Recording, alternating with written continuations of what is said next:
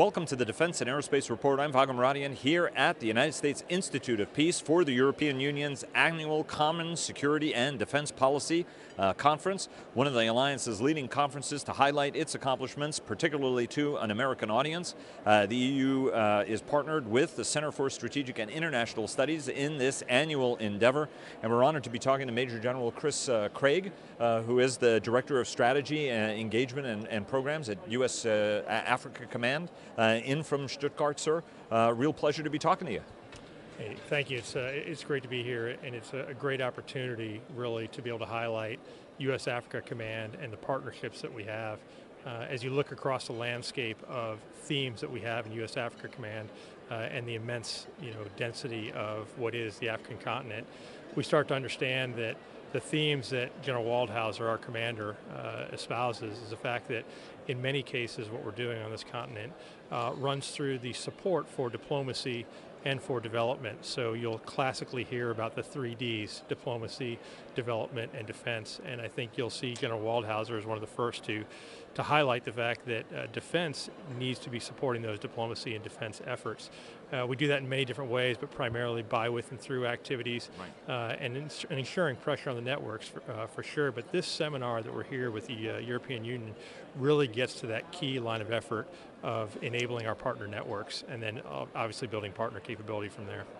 So first I wanted to ask you, gigantic continent, a lot of challenges you're dealing with. Talk to us about sort of the top 3 or 4 priorities and challenges you have as an alliance, and then I want to get into how you're working with allies and partners, our European allies, but also our African partners as well. But from mission sets, I think there's a lot of wonder in people's minds about, hey, look, what is the United States trying to accomplish and what are the top missions? Talk to us about the top 3 or 4 missions that you're dealing with on a daily basis. Absolutely. I would say, instead of focusing on missions, I kind of focus on the lines of effort that we have there in AFRICOM.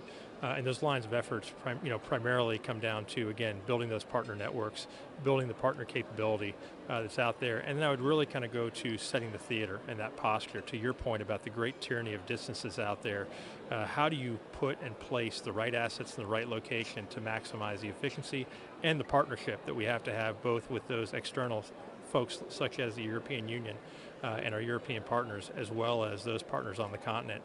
Certainly, again, there's also going to be, to your point about operations, a sustained effort in places like Somalia, places like Libya, and then down in the Lake Chad Basin, Sahel region. And the so what on that, of course, is to buy time and space so we can feed back into that support for the diplomacy and the development. When Africa Command was founded, President Bush spearheaded that as part of a multi-pronged effort to engage the continent, try to be a little bit more proactive as opposed to reactive. And the United States, even in the very beginning, said it was vitally important for us to collaborate with our European allies that have had a longer presence in the region, France being a leading power, but we have Portugal in the Central African Republic, a very important mission that Portuguese forces are spearheading along with our partners. Talk to us a little bit about the roles that European governments and European nations are playing in this complex continent with a multiplicity of languages, a multiplicity of ethnicities, European powers that have both beneficent but also a little bit of a challenged colonial history in some cases, which has a tendency also of coming up sometimes in these relationships. Talk to us about the fullness of how we're working with a whole variety of European allies in order to be able to achieve much wider security goals in a complicated continent. Absolutely. It's funny you can talk about timing and timing of the development of Africa Command, because we're just celebrating this year the 10-year anniversary of Africa Command, which is a little bit silly sometimes talking to these great stoic powers about 10 years. It's not very long in the grand scheme of things, but it does show our commitment as a nation to the African continent and the commitment of our Department of Defense to work and to have that synergy with all the players. To your specific point about European partners, we're here today at the EU, and I just came off of a panel talking about the Sahel and the role of activities that we have there. And of course, one of the primary players we see there is France, and a great relationship with our French partners there. That's really echoed inside of Africa Command in structures such as our multinational coordination cell. We've also got a multilateral planning group that is really at a 2-star level discussion led by the United States, France, and the UK, that we're able to then try to synergize and really coordinate our security force efforts. So really security force systems on the continent to make sure that we're achieving and trying to partner there collectively.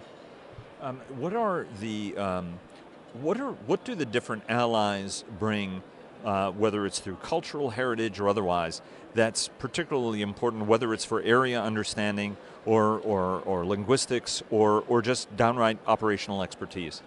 Well, certainly you alluded to it earlier. What our allies bring to it is a presence that they've had on the continent for decades, if not centuries. That's not lost. One of the primary emphases we have holistically across AFRICOM is our close engagement and ties with our security cooperation, our defense attaches on the continent, those country teams. And so you find, depending on the country, you're going to have very strong influences by different European partners, whether it be the French, the Italians, the UK, other actors that are in the area as well. And I think that's what they bring, is the ability to your point, get after those nuances of time on the continent and time and understanding of the challenges and the issues and best ways to address it. And we've moved over into this conference room because there's a large event that's going down. The lunch discussion was starting downstairs. I want to ask you, sir, let me ask you sort of a broader operational question. You know, each theater has demands. There isn't anybody you go from a planning standpoint that doesn't say, hey, look, here are my top 3 priorities on what I need more of. As you look at your whole theater, what are the things you need a little bit more of? What are the systems you need, or even the resources you need, whether it's manpower or anything else? What are your top priorities when it comes to people, manpower, or equipment, you know, different operational concepts or what have you?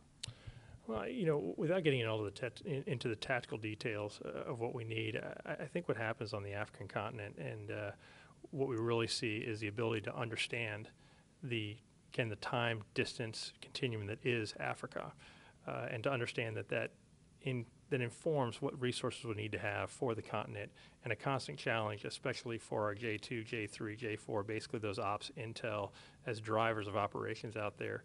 So really an understanding of those differences that we have maybe perhaps in other locations. You take a look at example for a location like Mali that's been certainly in the news and a discussion point, and realize, you know, the multiple number of states of Texas that can fit inside of a Mali.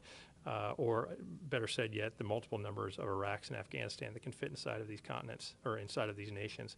And so understanding that time and distance challenge is really what helps try to inform our resources. U.S. forces have been in contact. Obviously, Niger was one instance. In Somalia, sadly, an American trooper was killed in action. As you look at some of these operations, what are some of the key lessons learned, given that we are in an advise and assist, but we are also in direct action occasionally? Exactly. I think, unfortunately, what these tragedies play out, though, is what they do is they raise awareness. They raise awareness of the challenges that we have on a continent and on nations that size. I think you saw most recently, Secretary Mattis, was recently in the news discussing the fact that you're right, we're not in combat, however we are in some dangerous situations, hence the reason that we have U.S. military operations involved in these nations and partners as we move forward, really towards not necessarily defense institution, but just institution building writ large. And let me ask you one last question. There were a lot of concerns about the transatlantic relationship, the status of it, particularly after the G7 meeting. From an operational standpoint, you know, there were obviously concerns about a trade war, but from an operational standpoint, how would you characterize your relationship with your European counterparts? I would very easily say, excellent relationships. And again, this goes back to earlier, we talked about the multinational coordination cell. We have liaison officers embedded inside of AFRICOM.